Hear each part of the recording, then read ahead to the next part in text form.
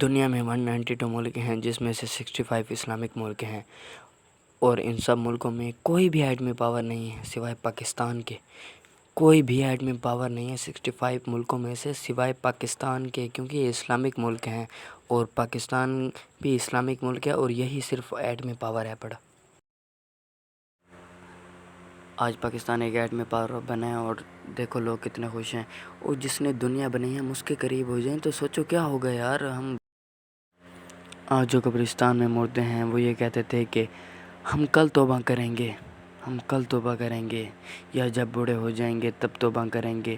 آخری وقت میں تو فرعون نے بھی توبہ کی تھی، کہا تھا کہ اے موسیٰ میں ایمان لاتا ہوں تیرے رب پر، لیکن اللہ تعالیٰ نے توبہ قبول نہ کی۔ جوانی کی نماز کا وہ مزہ ہے جو بڑھاپے کی نماز میں نہیں یار، اور نہ ہی توبہ میں۔ ہم قرآن کا ترجمہ پڑھیں گے تو ہمیں پتہ چلے گا کہ اللہ تعالیٰ ہمیں کیا کہہ رہے ہیں، اور اللہ تعالیٰ نے فرمایا ھدی للناس، لوگوں کی ہدایت کے لیے۔ میرے بھائیوں اور بہنوں، قرآن کا ترجمہ پڑھو۔